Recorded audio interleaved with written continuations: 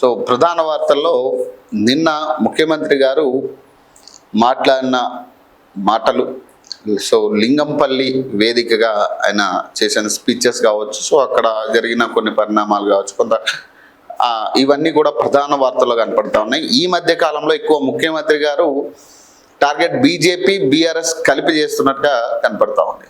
So ఆయన speech మొత్తం కూడా దాదాపు మొన్న ఒక 2-3 స్పీచ్ల నుంచి కూడా మనం చూస్తే ఇటు కిషన్ రెడ్డి, ఇటు బీఆర్ఎస్ ఈ రెండింటిని కలిపి టార్గెట్ చేసి మాట్లాడుతున్నట్టుగా క్లియర్గా అర్థమవుతా ఉంది. దీన్ని బట్టి సో 2 ప్రత్యర్థుల్ని ఒక తాటి మీదకి తీసుకొచ్చి టార్గెట్ చేసే విధంగా కనపడతా ఉంది.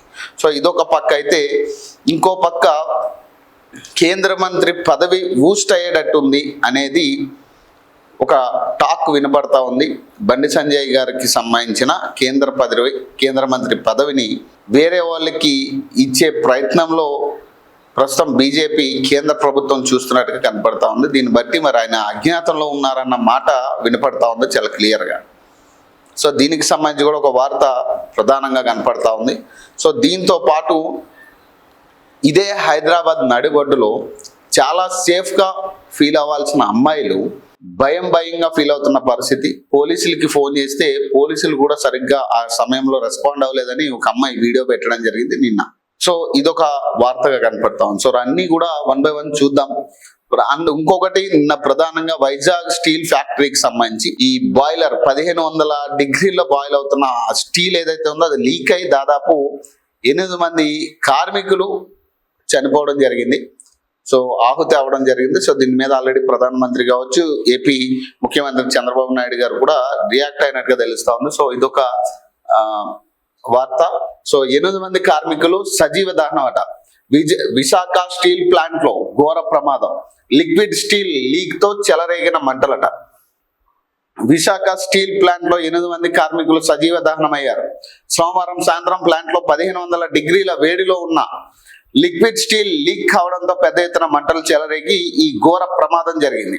ఈ ఘటనలో మరో 6 కార్మికులు గాయపడగా వారిలో 2 పరిస్థితి విషమంగా ఉన్నట్టు సమాచారం. ఈ ప్రమాదంపై ప్రధాని నరేంద్ర మోడీ, ఏపీ సీఎం నారా చంద్రబాబు నాయుడు తీవ్ర దిగ్భ్రాంతి వ్యక్తం చేశారట. చాలా ఘోరమైన పరిస్థితి. ఇదనే కాదు, దీనికి సంబంధించిన చాలా ఇంతకుముందు కూడా కొన్ని ఫ్యాక్టరీస్ కి సంబంధించిన ఇష్యూలో కూడా పాపం కార్మికులు చాలా ఘోరమైన, వాళ్ళ కుటుంబాలు చాలా అన్యాయం అయిపోయే పరిస్థితి కనపడుతోంది కార్మికులు ప్రధానంగా.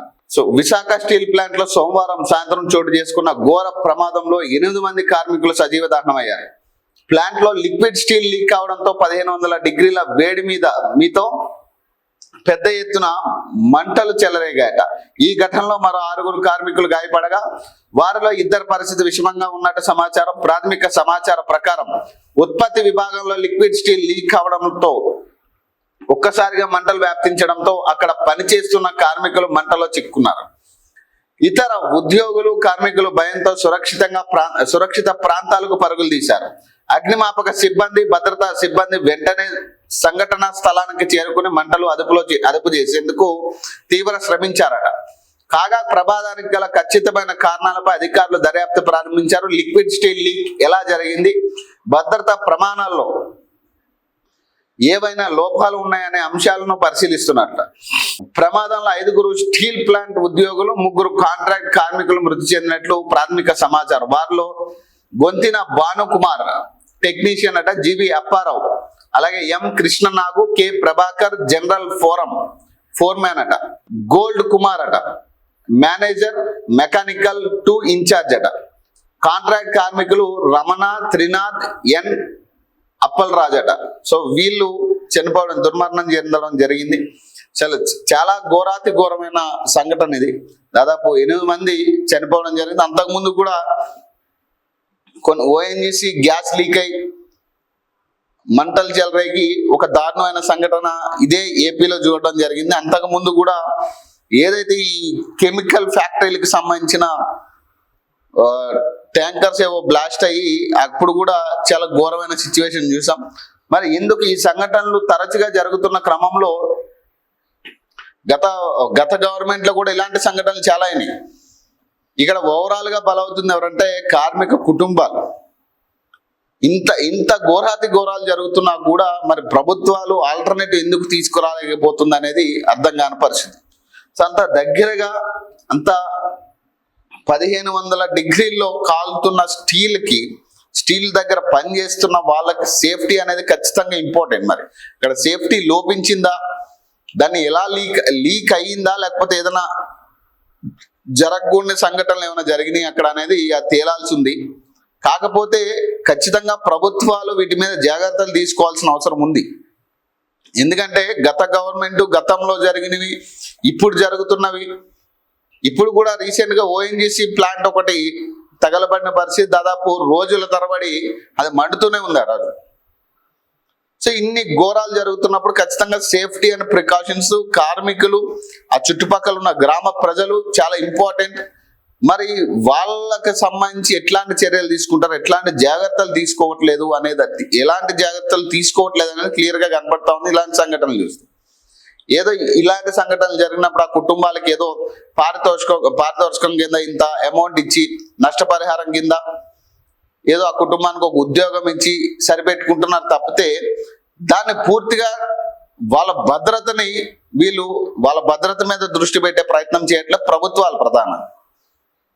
ఎందుకంటే అలాంటి చోట పనిచేసే వాళ్ళ భద్రత చాలా ఇంపార్టెంట్. మరి వాళ్ళకి ఎందుకు భద్రత కల్పించలేకపోతున్నాం, కార్మికులకు భద్రత ఎందుకు కల్పించలేకపోతున్నాం అనేది ఖచ్చితంగా ప్రభుత్వాలు ఆలోచించాలి.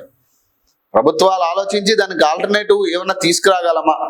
ఎందుకంటే ఇప్పుడు మనుషుల్ని రీప్లేస్ చేస్తూ చాలా చోట్ల మిషనరీలు వచ్చినాయి. ఇప్పుడు ఇలాంటి ఘోరమైన సిచ్యువేషన్స్ వచ్చినప్పుడు మిషనరీ మాత్రమే అక్కడ పాడయ్యే పరిస్థితి ఉంటుంది. సో చాలా వరకు రీప్లేస్ జరుగుతూ ఉంది, మిషనరీతో రీప్లేస్ చేసే ఛాన్సెస్ కూడా ఉన్నాయి. మరి ఎందుకు వాటి మీద ఎందుకు దృష్టి పెట్టట్లేదు ప్రభుత్వాలు, ఎందుకు అవగాహన క్రియేట్ చేయట్లేదు అనేది చూడాలి. మరి దీనికి గల కారణాలు బయటకు వస్తే కానీ పూర్తి సమాచారం తెలియదు. దూరం అట గురుకులాల సెక్రటరీగా బాధ్యతలు తీసుకొని విజేంద్ర బోయి అట. ప్రొక్యూర్మెంట్ భయమే కారణమా? ఎస్సీ గురుకుల్ సెక్రటరీగా పనిచేసేందుకు ఐఏఎస్ అధికారి విజేంద్ర బోయ్కి ఇష్టం లేదా, అందుకే ఆమె ఆ సంస్థ బాధ్యతలు తీసుకోకుండా దూరంగా ఉన్నారా, లేకపోతే అక్కడ జరుగుతున్న పరిణామాలు ఫేస్ చేసే శక్తి లేక మౌనంగా ఉన్నారా అనే చర్చ సెక్రటరేట్ వర్గాల్లో జరుగుతుందట. సుమారు 1.5 రోజుల పాటు సెలవులపై వెళ్లిన విజేంద్ర గత వారం విధుల్లోకి చేరి ఎస్సిడి సెక్రటరీగా, కమిషనర్ గా ఛార్జ్ తీసుకున్నారు. కానీ గురుకులాల సెక్రటరీగా బాధ్యతలు తీసుకోకుండా ఉండడంపై అనుమానాలు తలెత్తుతున్నాయట. ఎస్సీ గురుకులలో తరచుగా ఫుడ్ పాయిజన్ల ఘటనలు జరగడం ప్రభుత్వానికి పెద్ద సవాల్గా మారింది. సరైన అధికారి ఉంటే గురుకులాల గాడిలో పడతాయని భావించిన ప్రభుత్వం 2006 బ్యాచ్ కు చెందిన విజేంద్ర బోయ్కి గురుకుల సెక్రటరీగా బాధ్యతలు అప్పగించింది. అదే సమయంలో ఆమెను సోషల్ వెల్ఫేర్ డిపార్ట్మెంట్ సెక్రటరీగా, కమిషనర్ గా నియమించారు. 3 చోట్ల ఒకే ఆఫీసర్ ఉండడంతో నిర్ణయాలు వేగంగా ఉంటుందని ఉద్దేశంతో ప్రభుత్వం నిర్ణయం తీసుకున్నది. అయితే వ్యక్తిగత కారణాల కారణంగా దాదాపు 1.5 పాటు సెలవుల్లో వెళ్లి గత వారం డ్యూటీలో చేరారు. కానీ అత్యంత ముఖ్యమైన గురుకులాల సెక్రటరీగా బాధ్యతలు చేపట్టకుండా ఎస్సిడి సెక్రటరీ, కమిషనర్ గా బాధ్యతలు తీసుకోవడం వెనుక ఉన్న ఆంతర్యం ఏమిటి అనే చర్చ జరుగుతున్నదట. వెల్కమ్ కిట్ పేరుతో గురుకులాల పిల్లలకు అందించే యూనిఫామ్, స్టేషనరీ, దుప్పట్లు, బుక్స్, అలాగే బూట్లు, సాక్సులు మొత్తం 24 రకాల వస్తువులను అందించాలని ప్రభుత్వం నిర్ణయం తీసుకున్నది. ఈ వస్తువులు కొనుగోలు గతంలో సొసైటీ వారిగా జరిగేది. ఒకే వస్తువు ఒకే సొసైటీలో ఒకే రేటు మరో సొసైటీలో మరో ధరకు కొనుగోలు చేసేవారు. దీనితో అక్రమాలు జరుగుతున్నాయని గుర్తించిన ప్రభుత్వం సెంట్రలైజేషన్ ప్రొక్యూర్మెంట్ ద్వారా సేకరించాలని నిర్ణయం తీసుకున్నది. అందుకు ఎస్సీ గురుకులాల సెక్రటరీని కొనుగోలు కమిటీకి చైర్పర్సన్ గా నియమించింది. ఈ ప్రక్రియ ప్రారంభమయ్యే సమయంలో ఎస్సీ గురుకులాల సెక్రటరీగా ఉన్న విజేంద్ర వ్యక్తిగత సెలవుల్లో బయటికి వెళ్ళారట. సో ఇప్పుడు ఇక్కడ ఒకటే క్లియర్, ఇక గురుకుల పాఠశాల విషయాలకు కానీ లేదా గవర్నమెంట్ పాఠశాల విషయాలకు వస్తే ఒకటే క్లియర్ గా ప్రభుత్వం అమలు చేస్తున్న ఏదైతే ఈ డెవలప్మెంట్ పేరు మీద గురుకులాలలో కానీ లేదా గురుకుల విద్యార్థులకు కానీ అందించాలనుకుంటున్న ఏదైతే ఫుడ్ కానీ లేదా ఇతర సౌకర్యాలు కానీ సరైన పద్ధతిలో అందుతులు లేదు అనేది క్లియర్ గా అర్థమవుతుంది. సో ఇప్పుడు ఆల్రెడీ మళ్ళీ వేసవి సెలవులు పూర్తయి ఇప్పుడు మళ్ళీ కొత్త విద్యా సంవత్సరం స్టార్ట్ అవబోతుంది. ఈ క్రమంలో ఎన్ని పాఠశాలలో టీచర్లు చక్కగా ఉన్నారు. సో ఇప్పుడు కాసేపు ఈ అధికారిని ఎందుకు బాధ్యతలు చేపట్టట్లేదు అనే దాని మీద ఆలోచిద్దాం. అసలు ఎక్కడ వసతులు కరెక్ట్గా ఉన్నాయి చెప్పండి. ఏ గురుకుల పాఠశాలలో వాష్రూమ్స్ కూడా లేని దారుణమైన సిచ్యువేషన్స్ ఉన్నాయి. మహిళా గురుకుల పాఠశాలలు హాస్టల్స్ లో వాష్రూమ్స్ కూడా లేని పరిస్థితి, వాళ్ళకి కనీస భద్రత కల్పించలేని సిచ్యువేషన్స్ ఉన్నాయి. వార్డెన్లు నీచంగా ప్రవర్తించే పరిస్థితి, వాళ్ళకి ఫుడ్ సరిగ్గా పెట్టే పరిస్థితి లేదు, వాళ్ళకున్న ప్రాథమిక హక్కును కూడా హరించే ప్రయత్నం చేస్తూ ఉన్నాయి. మరి అది గవర్నమెంట్ చేస్తూ ఉందా లేదంటే కింద స్థాయి అధికారులు చేస్తూ ఉన్నారో తెలియదు, కానీ దీనివల్లే ఇలాంటి వాళ్ళు బాధ్యతలు చేపట్టాలంటే భయపడే పరిస్థితి. ఇది ఆది నుంచి తొలగించాల్సిన పరిస్థితి.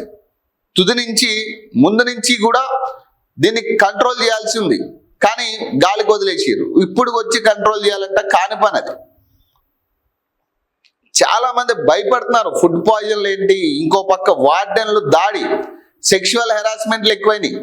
ఇంత ఘోరమైన సిచ్యువేషన్స్ లో గురుకుల పాఠశాలలు ఉన్నాయి.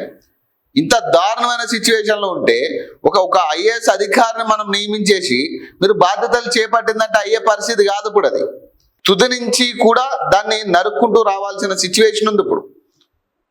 ఇప్పుడు ఎవరు వచ్చి ముందుకెళ్ళాలనుకున్నా కూడా ఏదైనా చిన్న సంఘటన జరిగినా కూడా మొత్తానికే అధికారి మీద ఎఫెక్ట్ అయ్యే పరిస్థితి ఉంటుంది.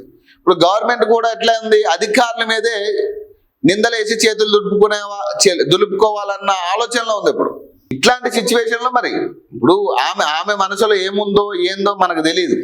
కానీ నేనేమంటున్నా, ఇప్పుడున్న పరిస్థితుల ప్రకారం చూస్తే ఇదే కారణంగా కనపడతా ఉంది. ఇంకా ఇంత క్లియర్ గా మనకి అర్థమవుతా ఉంది కదా. మరి దీని మీద ప్రభుత్వం ఏం ఆలోచిస్తా ఉంది, ఈ వ్యవస్థను ఎట్లా మార్చబోతా ఉంది? గురుకుల వ్యవస్థ అనేది పూర్తిగా నాశనం అయ్యే స్థితిలోకి పోతా ఉంది. భయపడే పరిస్థితి, ఇప్పుడు పిల్లలు వచ్చి హాస్టల్లో ఉండాలంటే భయపడే పరిస్థితిలో ఉంది. ముఖ్యంగా అమ్మాయిలు చాలా ఘోరంగా ట్రీట్ చేస్తా ఉన్నారు వాళ్ళని. వాష్రూమ్ చక్కగా లేని పరిస్థితి, ఫుడ్ సరిగ్గా లేని పరిస్థితి, అన్ని విధాలుగా ఇబ్బందులే తప్పితే వాళ్ళకి ఎక్కడ కూడా చదువుకోవడానికి స్వేచ్ఛ లేకుండా పోయింది. మరి ఇన్ని ఘోరాలు ఉన్నప్పుడు ఎవరు మాత్రం బాధ్యతలు చేపట్టి ఎవరు నెత్తి మీద వేసుకుంటాడు చెప్పండి? అది ఎవరు నెత్తి మీద వేసుకోరు కదా దాన్ని. ఇప్పుడు ఇంకొకటి ఏమంటున్నారు, ఇప్పుడు స్కూల్ బ్యాగ్స్, యూనిఫామ్, షూస్ దాదాపు 24 రకాలతో కూడిన కిట్ని గతంలో ఈ సొసైటీల ద్వారా, రకరకాల సొసైటీల ద్వారా కొనేవాళ్ళు. సో తద్వారా ఆ సొసైటీలకి వాళ్ళకి ఉపాధి వాళ్ళకి ఇచ్చినట్టు అవుతుంది. ప్లస్ దాంతోపాటు మనకి కూడా ఎట్లా అవసరం కాబట్టి అనే దాని మీద కొనేటోళ్ళు. ఇప్పుడు ఏమైతుంది, సొసైటీల్లో కూడా ఈ స్కాములు జరుగుతూ ఉన్నాయి. ఒక్కో సొసైటీలో ఒక్కొక్క రేటు, అధిక ధరలు, ఇవన్నీ కూడా ఇదంతా ఎందుకు అని చెప్పి ఈ ఫుల్ బాధ్యతలు మొత్తం తీసుకెళ్లి సెక్రటరీకి పెట్టారు. ఇప్పుడు ఈమె బాధ్యతలు చేపడితే గానీ అవి పర్చేజ్ చేసి ఆ కిట్లు ఇవ్వాల్సిన పరిస్థితి. ఈవిడ ఆ బాధ్యతలు తీసుకుని అవి పర్చేజ్ చేసి ఆ పిల్లలకి ఇవ్వాలి. ఈమెమో బాధ్యతలు తీసుకోవట్లే. మరి ఇప్పుడు పిల్లల పరిస్థితి ఏంది? ఆల్రెడీ విద్యా సంవత్సరం స్టార్ట్ అవుతుంది 15 నుంచి. ఒక పక్క మరి గురుకుల్లో ఎంతవరకు డెవలప్ చేసినాం, ఇంటిగ్రేటెడ్ స్కూల్స్ తర్వాత విషయం, గురుకులలో ఎంతవరకు టెక్నాలజీ తీసుకురాగలిగినాం ఇప్పుడున్న పరిస్థితిలో. ఇప్పుడు కొన్ని కొత్త విద్యా సంవత్సరం స్టార్ట్ అయింది, దాదాపు 2 నెలల పాటు సెలవులే గడిచినాయి కదా. మరి ఈ 2 నెలల పాటు మరి ఏదైతే అక్కడ లోపాలు ఉన్నాయని చెప్తా ఉన్నామో మరి వాటిని రెక్టిఫై చేసుకునే విధానం, మీరు టైం ఉంది కదా, 2 నెలల పాటు టైం ఉంది కదా మీకు. మరి ఏం రెక్టిఫై చేసారు? మరి రెక్టిఫై చేసే ఆలోచనే గవర్నమెంట్కి లేదు. ఇప్పుడు ఏదో నడిపియాలా, నడుస్తుంది, వచ్చిన వాళ్ళు వస్తారు లేకపోతే లేదు, ఇక అది ఇంపార్టెంట్ ఏముంది అన్నట్టుగా ఉంది ప్రభుత్వ తీరు. ఒక పక్క ఫుడ్ పాయిజన్, ఘోరంగా ఫుడ్ పాయిజన్, పాములు కూడా కాటేసిన పరిస్థితులు ఉన్నాయి చాలా వరకు గురుకుల పాఠశాలలో, హాస్టల్స్ లో. పాములు, వాష్రూమ్స్ లేవు, లేడీస్కి అయితే వాష్రూమ్స్ కూడా లేవట. సో ఇంత ఘోరంగా ఉన్నప్పుడు ఖచ్చితంగా వీటి మీద ప్రభుత్వం కూడా దృష్టి తీసుకోవాలి. ఆమె ఎందుకు రావట్లేదు, అసలు కారణాలు ఏంటి, ఇమీడియట్ గా అలర్ట్ చేయాల్సిన పరిస్థితి ఉంది ఇప్పుడు. ఎందుకంటే విద్యా సంవత్సరం ఒక 4-5 రోజుల్లో ఈ విద్యా సంవత్సరం స్టార్ట్ అవబోతుంది. ఇంకెప్పుడు అవుతుంది?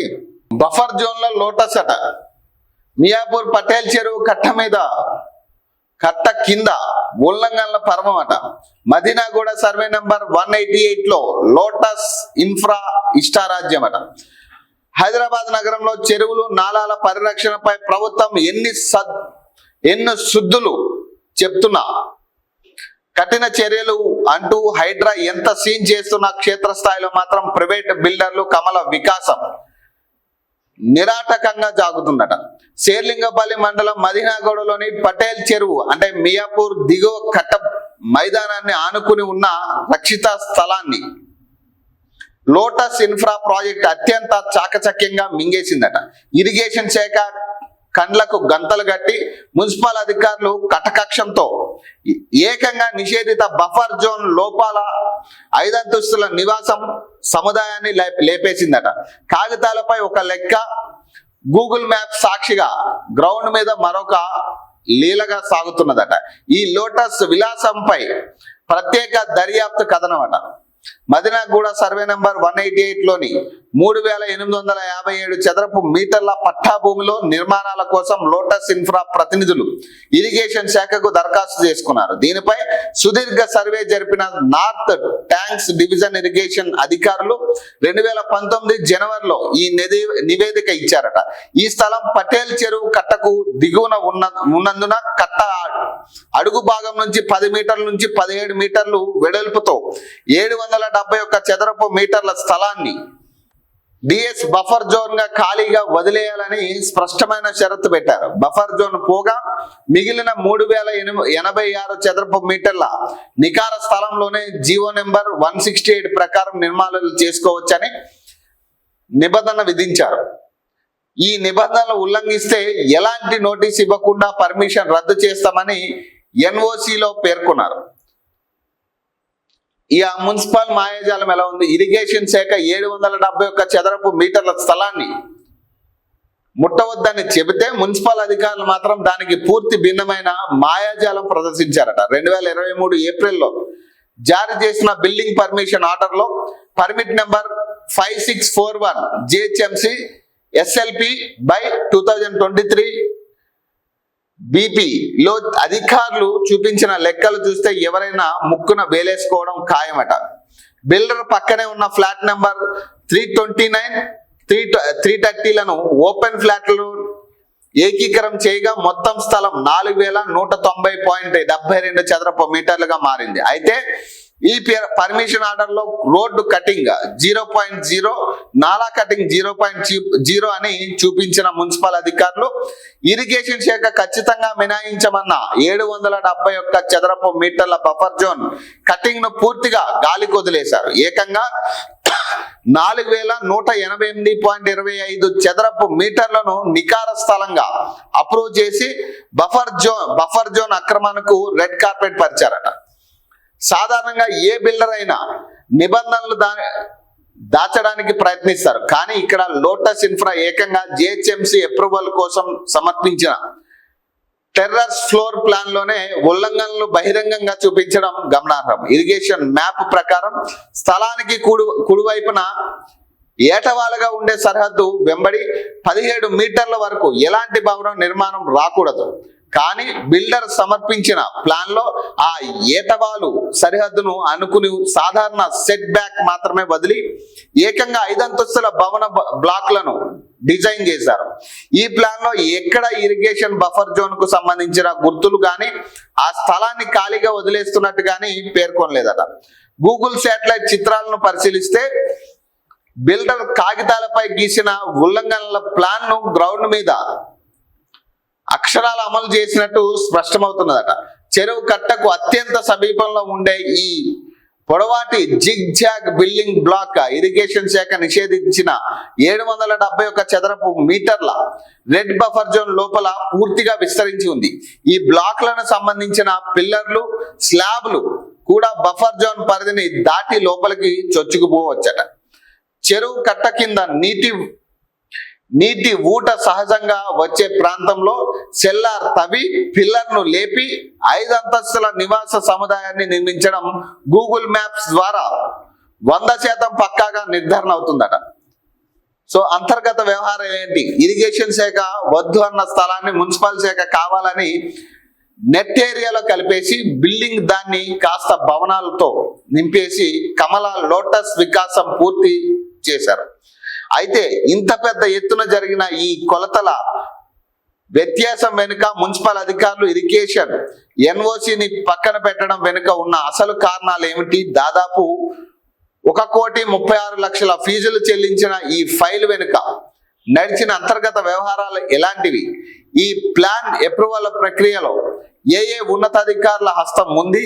దీని వెనుక ఉన్న మరిన్ని ఆసక్తికరమైన నిజాలు, లోతైన అధికారిక లీలల విశ్లేషణను మరొక ప్రత్యేక కథనంలో క్షుణ్ణంగా చూద్దామట. ఇక దాదాపు 771 చదరపు మీటర్లకి ఇరిగేషన్ అధికారులు వదిలేయాలని చెప్పారు. అది రెడ్ బఫర్ జోన్కి వస్తుందని చెప్పారట. సో అది వదిలేసి ఇక మిగతా అంటే 3,771 చదరపు మీటర్లకు సంబంధించి ఓవరాల్ స్థలం ఉంటే అందులో 771 చదరపు మీటర్ల స్థలాన్ని వదిలేయాలని చెప్పారట. అది బఫర్ జోన్కి వస్తుంది, రెడ్ బఫర్ జోన్కి వస్తుంది. కాబట్టి అక్కడ మీరు కట్టడాలు ఏమి చేయొద్దు, మిగతా స్థలంలో మీరు కట్టుకోండి అని చెప్పి ఇరిగేషన్ అధికారులు ఇచ్చారు.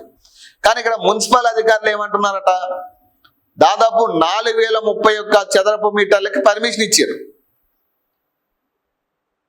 అసలు జనరల్ గా ఉండాల్సిన స్థలమే 3,771 చిల్లర.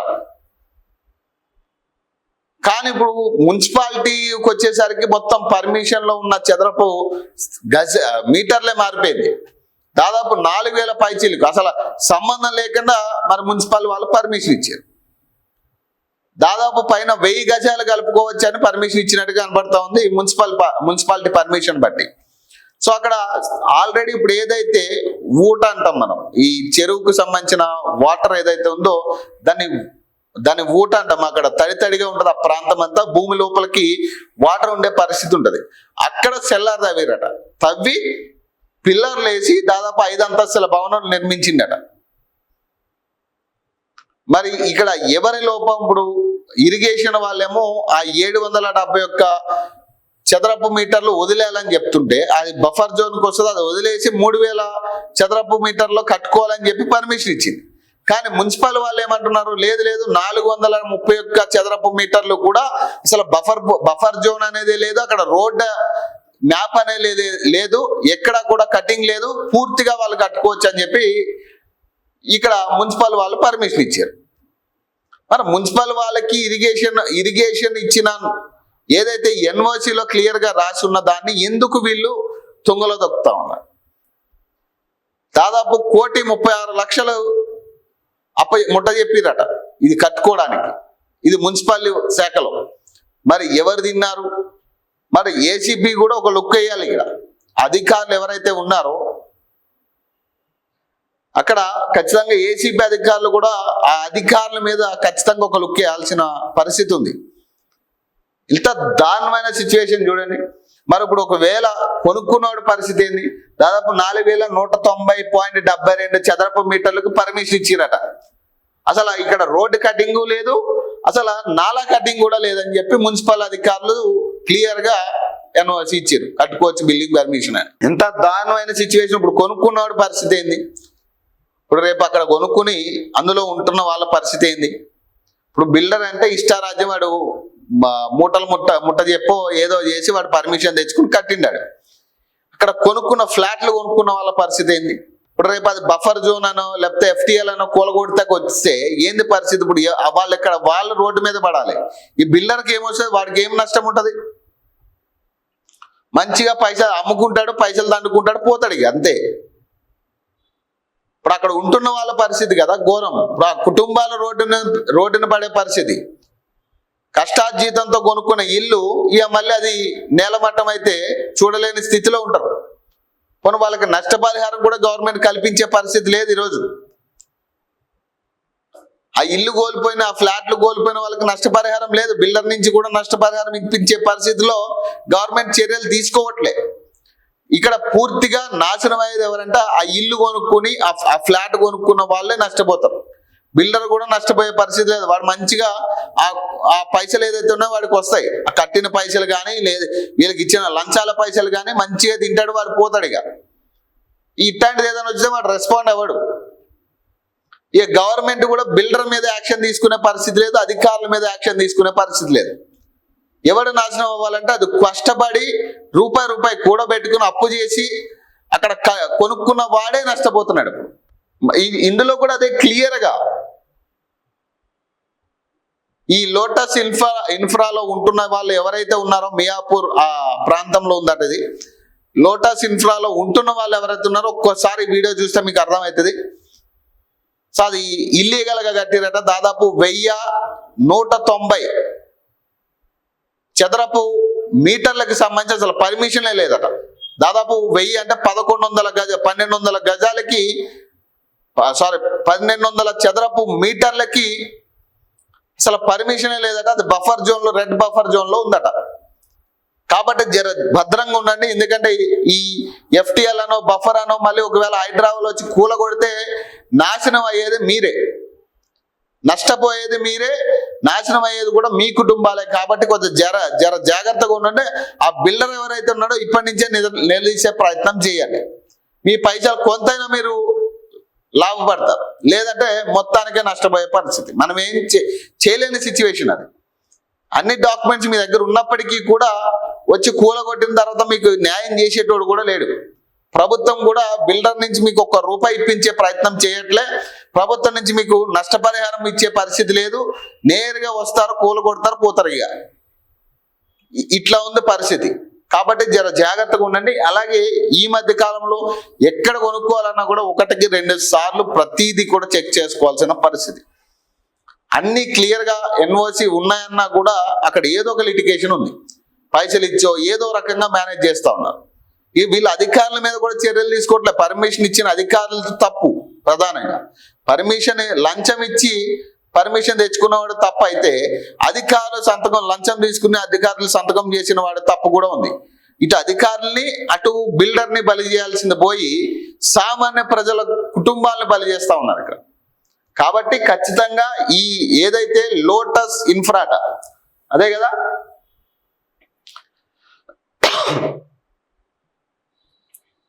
సో లోటస్ ఇన్ఫ్రాట ఇది 4,200 చదరపు మీటర్ల విస్తీర్ణం ఉంది ఇది ప్రధానంగా. కానీ ఇందులో 1,200 చదరపు మీటర్లకి పర్మిషన్ లేదట.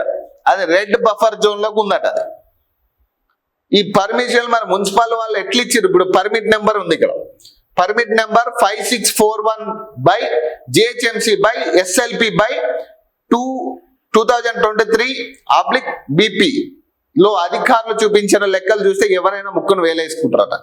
సో దాదాపు ఫ్లాట్ నెంబర్ కూడా ఇచ్చారు. ఫ్లాట్ నెంబర్ 329, 330 అట. ఓపెన్ ఫ్లాట్లతో ఏకీకరణం చేయగట. ఓపెన్ ఫ్లాట్ల కింద క్రియేట్ చేసిరట దాన్ని. ఉజ్వల సబ్సిడీలో కోతట. ఏడాదికి 9 నుంచి 4 సిలిండర్కు పరిమితం అట. కేంద్ర నిర్ణయం అట. ఈ ఘోరం ఇది. ఆ ఉజ్వల ఎవరికి ఇచ్చిరా సబ్సిడీ? ఉజ్వల సబ్సిడీ పథకం ఎవరికి? ఈ కట్టెల పొయ్య బిలో పూర్ పీపుల్ ఎవరైతే ఉన్నారో వాళ్ళకి కట్టెల పొయ్యి ఎప్పటికీ ఉపయోగించేటోళ్ళు ఎవరున్నారో ఆ కట్టెల పొయ్యి నుంచి వచ్చే పొగ వల్ల చాలా మందికి ఆరోగ్య సమస్యలు వస్తున్నాయి. కాబట్టి ఈ పూర్ పీపుల్ ఎవరైతే ఉన్నారో అలాంటి వాళ్ళకి పెట్టిన పథకం అది. ఏడాదికి 14 సిలిండర్లు 12 సిలిండర్లు ఇవ్వాల్సిన పథకం అది. ఇక దాంట్లో కూడా కోత పెట్టి మరి మీరిచ్చిన పథకమే కదా, ఎవడు అడిగిన పథకం అది? ఏదో కట్టెల పోయితే వాళ్ళ తిప్పలు వాళ్ళు పడుతుంటే వాళ్ళని ఇందులోకి లాగి కనెక్షన్ ఇచ్చిర్రు. ఫ్రీ ఉచిత కనెక్షన్ అది. ఉచిత కనెక్షన్ 300 ఎంత కట్టాల్సి వస్తుంది మా సిలిండర్కి. అయితే ఇప్పుడు ఏం చేసిరంటే మొత్తం పూర్తిగా కడితే వీళ్ళకి ఏదో సబ్సిడీ రూపంలో అది బ్యాంక్ అకౌంట్లో పడుతుందట. ఇది కేంద్ర ప్రభుత్వం తీసుకొచ్చిన పథకం. ఇప్పుడు ఏం చేస్తా ఉన్నారు? అందులో కూడా కోత పెట్టి ఇప్పుడు 9 సిలిండర్లు, ఇప్పుడు 12 నుంచి 9 అయింది, 9 నుంచి 4 సిలిండర్లు తీసుకొచ్చారు. ఏడాదికి 4 సిలిండర్లు మాత్రం ఇస్తారట. ఎంత దారుణమైన స్థితి. ఇప్పుడు ఆల్రెడీ రేట్లు పెరిగి సగం చేస్తా ఉన్నారు మామూలు ప్రజలు. ఈ ఉజ్వల ద్వారా మీరు ఎవరికి అందిస్తా ఉన్నారు? ఎవరైతే బీద కుటుంబాలు ఉన్నాయో ఆ బీద కుటుంబాలకి మీరు ఇస్తున్న ప్రయోజనం ఇది. అలాంటి ప్రయోజనాన్ని కూడా చేతిగాడ కూడా లాక్కుంటే ఏంది ఇది? ఎటుపోతా ఉంది. ఇప్పుడు ప్రజల కోసం పనిచేయాల్సిన ప్రభుత్వాలు ఇప్పుడు ప్రజలకే ఉరితాళ్ళ మారుతా ఉన్నాయి కదా, ప్రజలకే ఉరితాళ్ళ మారుతా ఉన్నాయి కదా ప్రభుత్వాలు. మరి ఎవరిని అడగాలి ఇప్పుడు దీని గురించి? ఏం మళ్ళీ దీక్షలు చేయాలా, ధర్నాలు చేయాలా ప్రజలందరూ రోడ్ల మీదకి వచ్చి?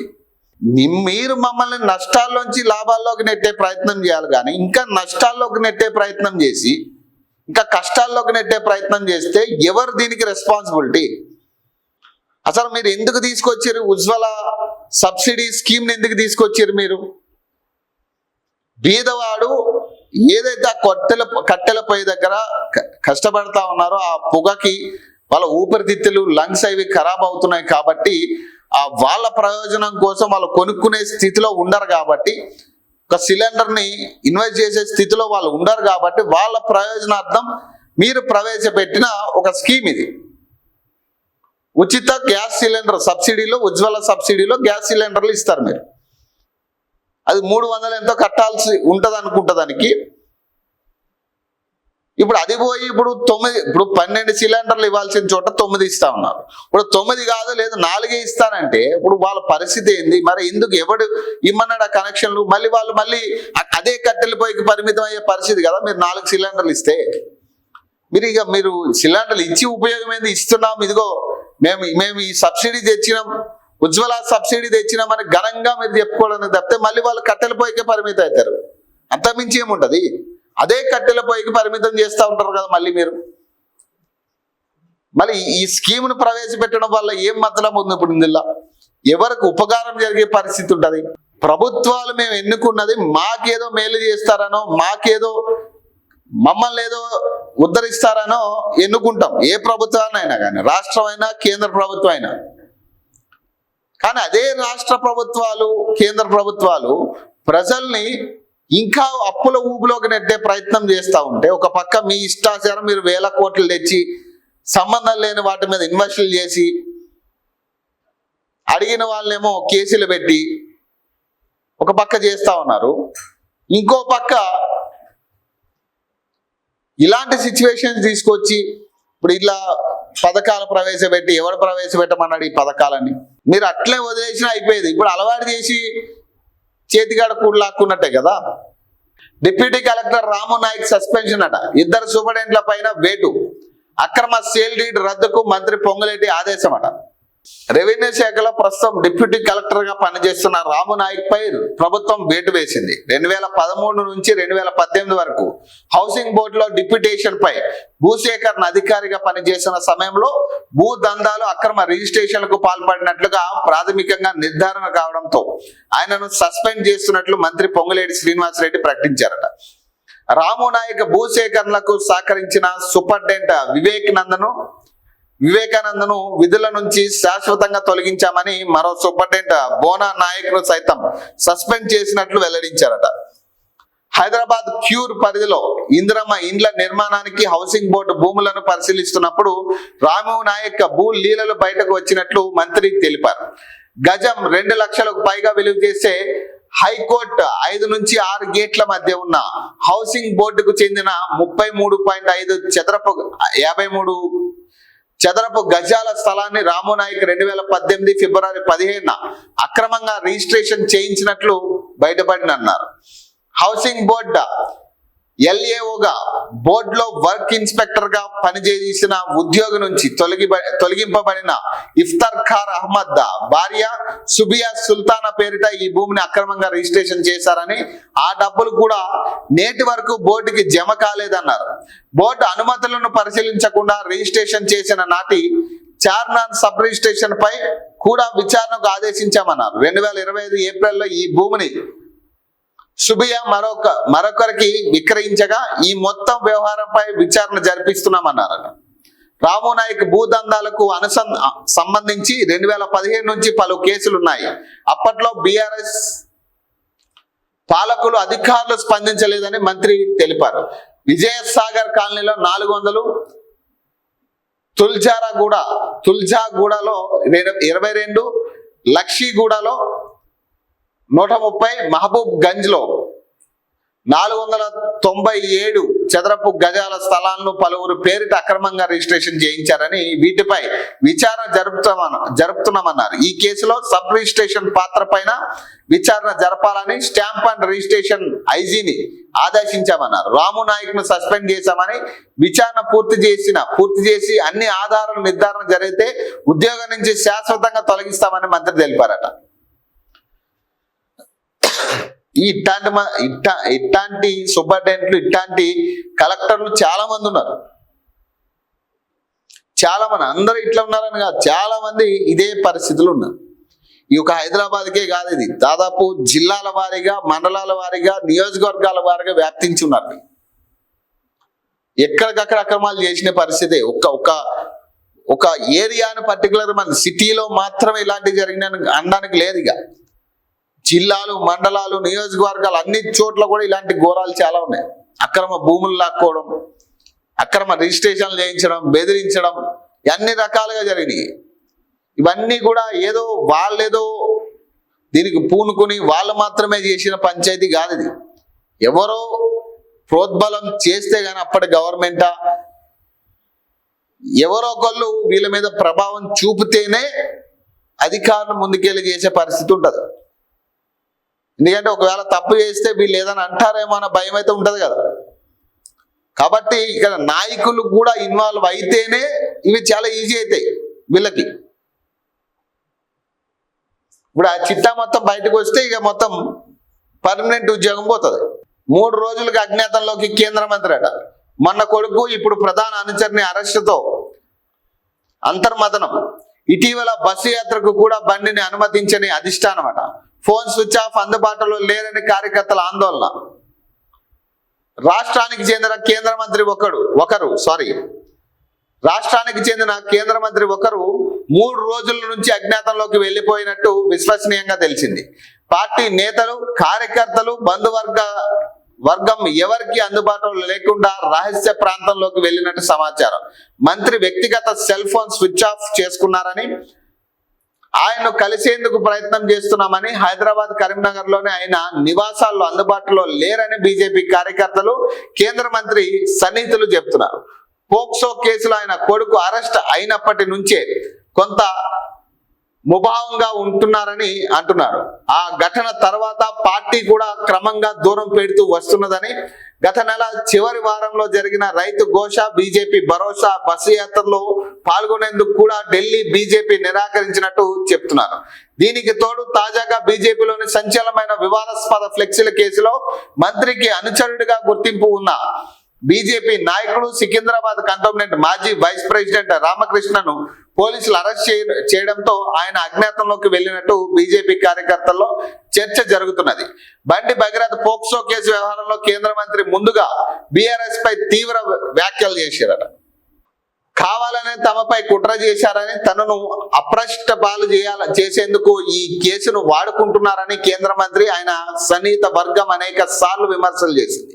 అయితే భగీరథ్ జైలుకు వెళ్లిన తర్వాత ఆయన ఆలోచన విధానం మారిందని మంత్రి సన్నిహితులు చెప్తున్నారు. ఇద్దరు బీజేపీ సీనియర్ నేతలు త్వరలోనే జరగబోయే కేంద్ర మంత్రివర్గ విస్తరణ రేసులో ఉన్న ఎంపీలే తనపై కుట్ర చేశారని, తన కొడుకు కేసును వాడుకున్నారని సదరు మంత్రి బలంగా నమ్ముతున్నారని సన్నిహితులు చెప్తున్నారు. సొంత పార్టీ నేతలు చేసిన కుట్రలపై ఆయన ప్రతీకారంతో రగిలిపోయినట్టు చెప్తున్నారు.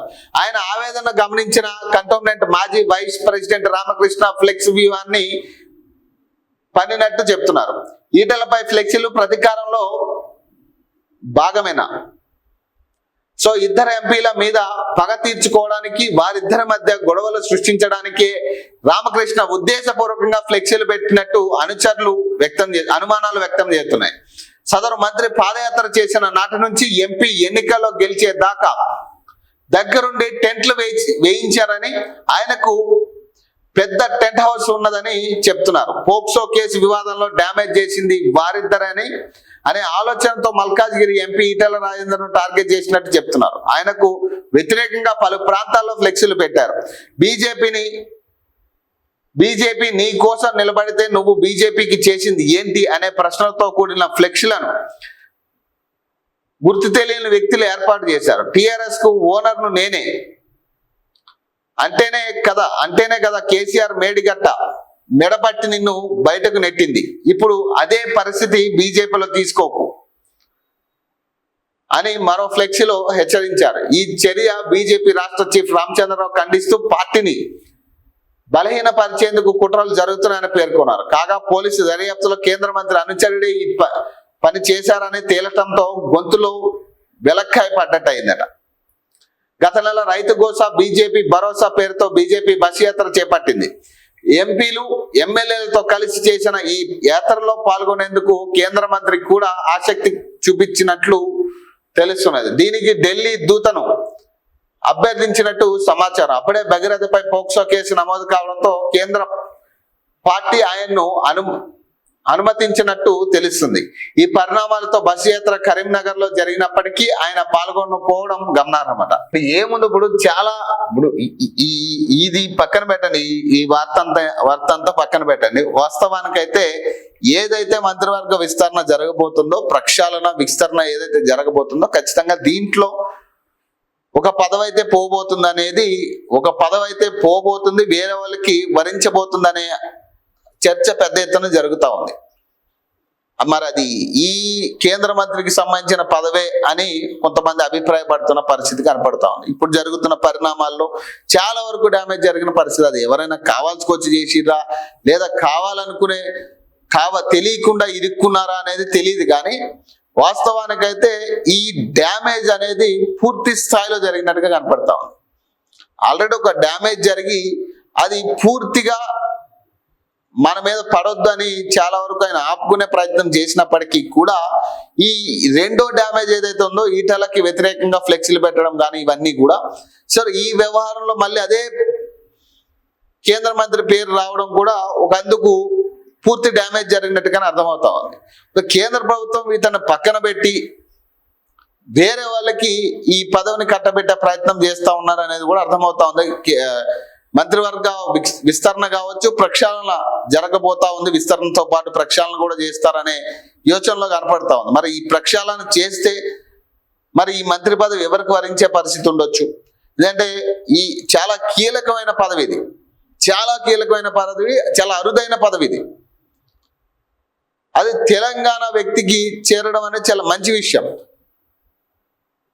కానీ మరి ఎందుకు ఇంత డ్యామేజ్ చేసుకునే పరిస్థితి? ఎందుకంటే ఎవరైనా సలహాలు మిస్కమ్యూనికేషన్ అవుతా ఉందా, లేదా ఆయనే ఆలోచించే విధానంలో మార్పులు ఏమైనా వచ్చినాయా? అర్థం కాని పరిస్థితి. ఆయనకాయనే డ్యామేజ్ చేసుకునే పరిస్థితి కనపడతా ఉంది. నెంబర్ 2 ప్లేస్లోకి తీసుకెళ్లిన వ్యక్తి మరి ఈరోజు అదే బీజేపీకి ఆయన వల్లే గండం ఉందనే స్థితికి వచ్చిందంటే అర్థం చేసుకోవచ్చు. ఇది కావాల్సుకొచ్చి చేసిరా లేదా ఆయనే పోయి ఇరుక్కుంటున్నాడా అర్థం కావట్లేదు. బీజేపీని రాష్ట్రంలో నెంబర్ 2కి నడిపించిన వ్యక్తి అయినా ఇప్పటికీ పెద్ద ఎత్తున చెప్పుకుంటారు ఆ వ్యక్తి ఉన్నప్పుడే బీజేపీ నెంబర్ 2 ప్లేస్ లో ఉంది, ఆ తర్వాతే పోయింది మొత్తం అని. ఆయన అధ్యక్షుడిగా ఉన్నప్పుడే చాలా వరకు బీజేపీ 2nd ప్లేస్ లోకి వెళ్ళింది. గెలిచే ఛాన్స్ కూడా ఉందని చాలా మంది నమ్మకం వచ్చింది. మరి అలాంటి వ్యక్తిని ఈ రోజు మరి ఆయన చేసుకుంటున్నాడా లేకపోతే ఆయన అన్నట్టుగా ఎవరైనా టార్గెట్ చేస్తున్నారా అనేది పక్కన పెడితే ఎట్టకేలకైతే డ్యామేజ్ పూర్తి స్థాయిలో జరిగింది. ఇప్పుడు ఆయన కొడుకు వ్యవహారంలో ఆయన చేసేది ఏం లేని పరిస్థితి ఏం కాదు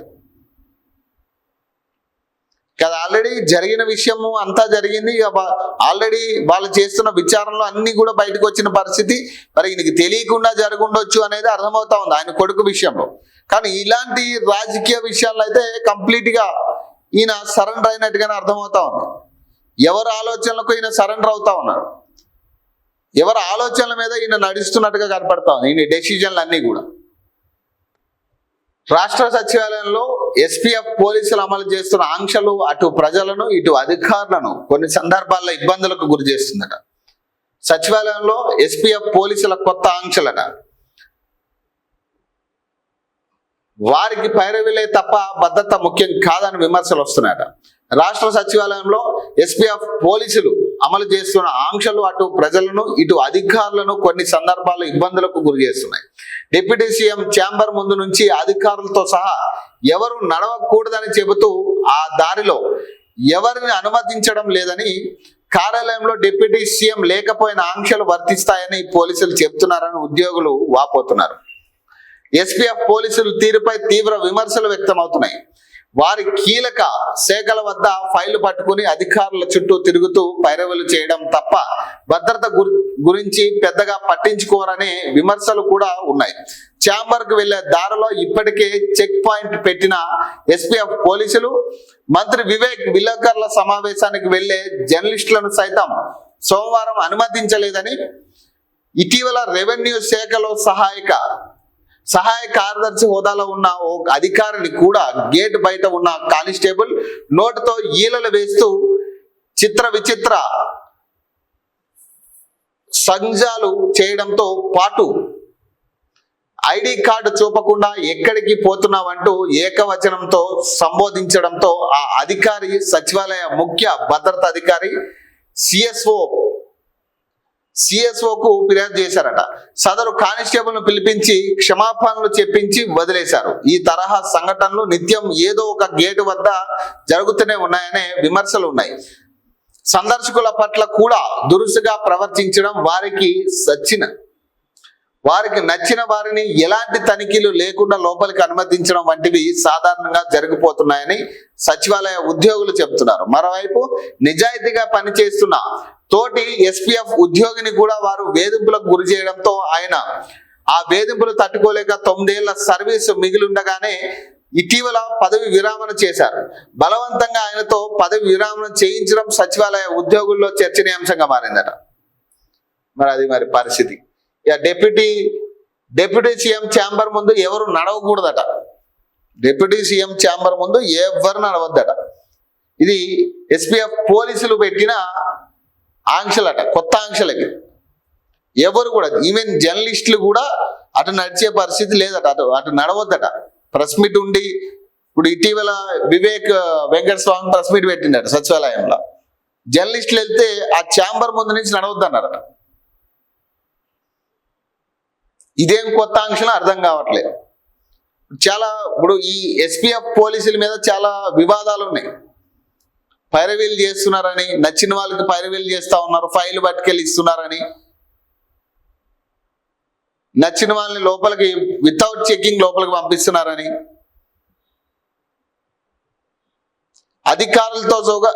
అధికారులతో సహా వీళ్ళు చక్కగా బిహేవ్ చేయట్లేదట.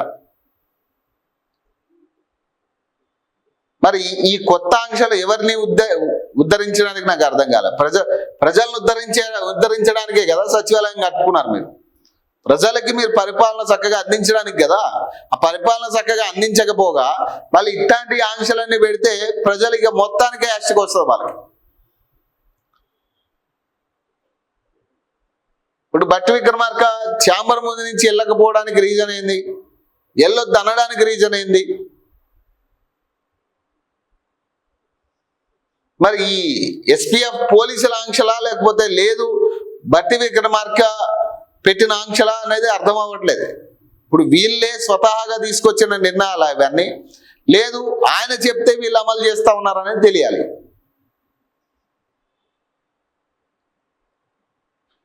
వీళ్ళు ఇష్టమట, వీళ్ళకి నచ్చిన వాళ్ళు, వీళ్ళకి సొంత వాళ్ళు అయితే మాత్రం వితౌట్ ఎనీ చెకింగ్ లోపలికి వెళ్ళొచ్చు.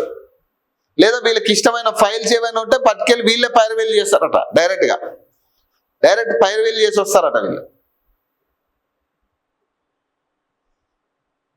కానీ సామాన్యులకు కానీ లేదంటే జర్నలిస్టులకు కానీ నో ఎంట్రీ అట. ఛాంబర్ ముందు నుంచే నడవద్దట. అసలు ఆల్రెడీ అక్కడ చెక్ పాయింట్ పెట్టిరట వీళ్ళు చెక్కింగ్కి. మరి సీఎంకైనా ఉందో లేదా ఇంత ఘోరమైన ఆంక్షలు సీఎం ఛాంబర్కైనా ఉందో లేదో తెలియదు, కానీ మరి డిప్యూటీ సీఎం గారికి అయితే ఉన్నాయట. మరి సీఎం గారికి ఇంత భద్రత పటిష్టంగా ఉందా లేదో తెలియదు, కానీ సీఎం దగ్గరికైనా నేరుగా వెళ్ళే పరిస్థితి ఉందేమో ఈరోజు. మరి ఆల్రెడీ ఆయన ఛాంబర్ దగ్గర చెక్ పాయింట్ ఉందట. మరి చెక్కింగ్ చేసే లోపలికి పంపిస్తారు. మరి ఆ చెకింగ్ చేసే కూడా లోపలికి వెళ్ళడానికి అనుమతి లేదు. ఆ ఛాంబర్ ముందు నుంచి అసలు నడవద్దట.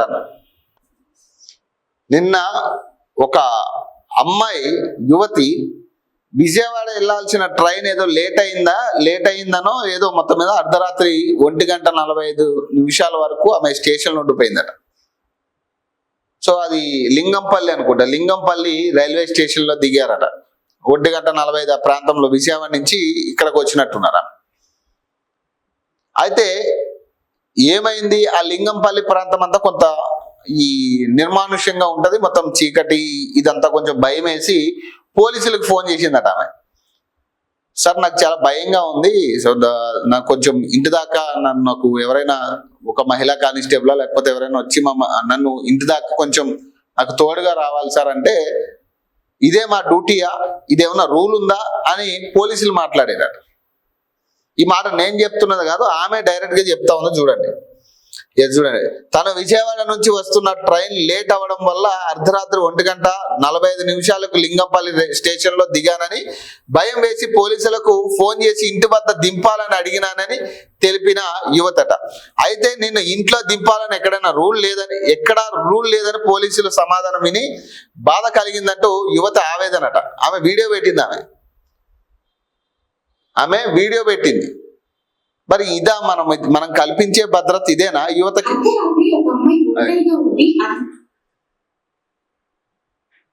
పెద్ద చేద్దాం. ఫీల్ అయి పోలీసుల్ని హెల్ప్ అడిగితే పోలీసులు హెల్ప్ చేయాలని రూల్ ఉందా లేదా నిజంగా నాకు తెలీదు.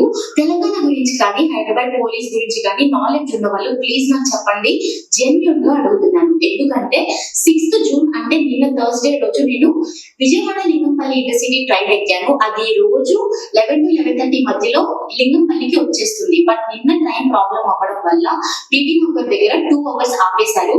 సో ఫైనల్ వచ్చేసరికి 1:45 అంటే అర్ధరాత్రి అరౌండ్ 2 o'clock అయింది. ఉండి అన్సేఫ్ గా ఫీల్ అయి పోలీసుల్ని హెల్ప్ అడిగితే పోలీసులు హెల్ప్ చేయాలని రూల్ ఉందా లేదా నిజంగా నాకు తెలీదు. తెలంగాణ గురించి కానీ హైదరాబాద్ పోలీస్ గురించి కానీ నాలెడ్జ్ ఉన్న వాళ్ళు ప్లీజ్ నాకు చెప్పండి, జెన్యూన్ గా అడుగుతున్నాను. ఎందుకంటే 6th జూన్ అంటే నిన్న థర్స్డే రోజు నేను విజయవాడ లింగంపల్లి ఇంటర్సిటీ ట్రైన్ ఎక్కాను. అది రోజు 11 to 11:30 మధ్యలో లింగంపల్లికి వచ్చేస్తుంది. బట్ నిన్న ట్రైన్ ప్రాబ్లం అవ్వడం వల్ల బీబీ నగర్ దగ్గర 2 hours ఆపేశారు. సో ఫైనల్లీ లింగంపల్లి వచ్చేసరికి 1:45 అంటే అర్ధరాత్రి అరౌండ్ 2 o'clock అయిందనమాట. నాకు ఆ టైంలో ర్యాపిడో బుక్ చేసుకోవాలంటే భయం వేసింది. నిజంగా జెన్యూన్ గా నాకు ఫస్ట్ టైం హైదరాబాద్ లో భయం వేసింది. ఎందుకంటే లింగంపల్లి సైడ్ ట్రావెల్ చేసే వాళ్ళకి తెలుసు ఆ రోడ్ కొంచెం ఫారెస్ట్ లాగా ఉంటుంది కాబట్టి నాకు నిజంగా భయం వేసి ఎవరికి కాల్ చేయాలో అర్థం కాక నేను పోలీసులకి కాల్ చేశాను, ఏమైనా హెల్ప్ చేస్తారేమో అని చెప్పి. వాళ్ళ దగ్గర నుంచి వచ్చిన రియాక్షన్ ఏంటి అంటే అలా డ్రాప్ చేయాలని రూల్ ఏమన్నా ఉందా అని చెప్పి. నేను అంతకుముందు ఒక సర్క్యులేట్ చూశాను, 12 నుంచి మార్నింగ్ 4 లోపు ఎవరైనా అమ్మాయి అన్సేఫ్ గా కానీ ఫీల్ అయితే పోలీసులకి కాల్ చేయొచ్చు, వాళ్ళు వచ్చి మిమ్మల్ని డ్రాప్ చేస్తారని చెప్పి. దాని తర్వాత నాకు ఎప్పుడు అంత అవసరం రాలేదు. బట్ నిన్న సిచ్యువేషన్ వచ్చింది కాబట్టి నాకు అది గుర్తొచ్చి కాల్ చేశాను. బట్ పోలీసుల దగ్గర నుంచి ఆ రియాక్షన్ రావడం నాకు నిజంగా బాధేసింది. ఇప్పుడు నాకు తెలియాల్సిన విషయం ఏంటంటే ఆ సర్క్యులేట్ నిజంగా ఫేక్ గా నేనే మిస్టేక్ అయ్యానా లేకపోతే పోలీసులే ఇగ్నోర్ చేశారా అనేది ప్లీజ్ చెప్పండి. సో దీనికి సమాధానం చెప్పాల్సిన బాధ్యత పోలీసు ఉన్నతాధికారులకైతే ఉంది. ఎందుకంటే ఒక మహిళ ప్రశ్న అది, అర్ధరాత్రి ఒక మహిళ ఇబ్బంది పడుతున్న సిచ్యువేషన్ లో ఉన్నప్పుడు, భయపడుతున్న సిచ్యువేషన్ లో ఉన్నప్పుడు ఆ మహిళలకి మనకు భద్రత ఇవ్వాలా వద్దా అనేది ఇది ఉన్నతాధికారులు చెప్పాల్సిన సమాధానం. ఆ సర్క్యులర్ ఉందా లేదా పక్కన పెట్టండి. ఇప్పుడు సర్క్యులర్ ఉందా లేదా అనేది కాసేపు పక్కన పెడదాం. ఒక అమ్మాయికి భద్రత కల్పించాల్సిన కనీస బాధ్యత మన మీద ఉందా లేదా? ఇంత వ్యవస్థ తయారు చేసుకున్నాం, షీ టీమ్ అంటున్నాం, క్షణాల్లో ఏదైనా సంఘటన మహిళలకు ఇబ్బంది జరిగితే మేము ఉంటున్నామని చెప్తా ఉన్నాం కదా. మరి దీన్ని బట్టి ఆలోచిస్తే మరి క్షణాల్లో ఉండడం పక్కన పెట్టండి, ఫోన్ చేస్తే ఆ రకమైన సమాధానం ఇచ్చిన కానిస్టేబుల్ ఎవరు, కానిస్టేబులా లేకపోతే పోలీస్ అధికారులు ఎవరు అనేది ఖచ్చితంగా తెలియాల్సిన అవసరం ఉంటుంది. దీంతో పాటు పోలీసుల డ్యూటీయే భద్రత కల్పించడం, సామాన్యులకి భద్రత కల్పించడం, ముఖ్యంగా మహిళలు ఇబ్బంది పడుతుంటే ఖచ్చితంగా అక్కడ ఆ క్షణం ఆ నిమిషం నిలబడాల్సిన పరిస్థితి. ఆ సమయంలో ఆ అమ్మాయి ఎవరిని నమ్మడానికి ఉండదు. ఎవరైనా వచ్చి లేదు మేము హెల్ప్ చేస్తామనే సిచ్యువేషన్ అయినా కూడా నమ్మే పరిస్థితి లేదు ఇప్పుడున్న దీంట్లో. అందులో ఆ లింగంపల్లి రూట్ మొత్తం ఎట్లా ఉంటుందంటే ఆ రైల్వే స్టేషన్ ఆ రూట్ అంతా కూడా ఈ అడవి ప్రాంతంలోనే ఉంటుంది. అది స్ట్రీట్ లైట్లు ఉండవు, ఏది ఉండదు. ఇక అసలు అది ఒక సిటీ అనే ఇదిలో కూడా ఉండదు. అది ఇంత ఘోరమైన సిచ్యువేషన్లో ఒక అమ్మాయి అంత ఇబ్బంది పడుతూ ఫోన్ చేసినప్పుడు మరి పోలీసుల నుంచి ఆ సమాధానం అమ్మాయే కాదు నేను కూడా అది చూసినప్పుడు అరే ఏంది ఇది? ఇంత ఘోరమైన స్థితిలో పోలీసు వ్యవస్థ పనిచేస్తా ఉందని ఖచ్చితంగా మహిళా కానిస్టేబుల్ ఇచ్చి ఆమెని ఆ అమ్మాయి ఇంటి దగ్గర భద్రంగా దింపాల్సిన బాధ్యత పోలీస్ అధికారుల మీద ఉంది. అది క్లియర్గా సర్క్యులర్ ఉందా లేదా అనేది పక్కన పెట్టండి. ఖచ్చితంగా ఒక అమ్మాయి ఇబ్బందిలో ఉన్నప్పుడు ఖచ్చితంగా పోలీస్ అధికారులు స్పందించి ఆ సమయంలో ఖచ్చితంగా ఒక మహిళా కానిస్టేబుల్ని కూడా తీసుకుని వెళ్ళి ఖచ్చితంగా అమ్మాయిని ఆ ఇంటి దగ్గర దింపి భద్రంగా దింపాల్సిన బాధ్యత పోలీస్ అధికారుల మీద 100% ఉంది. వాళ్ళ డ్యూటీ కూడా అదే. సేఫ్టీ అండ్ సెక్యూరిటీ కల్పించడమే పోలీసుల బాధ్యత. ఇదే అమ్మాయికి కనుక ఏదైనా జరుగుంటే ఒకవేళ ఈ పోలీసులు అలా రియాక్ట్ అయ్యారు, సరే అమ్మాయి రేపటో తీసుకుని వెళ్తుంది అనుకుందాం, ఏదైనా సంఘటన జరిగినప్పుడు అప్పుడు ఎవడు బాధ్యులు?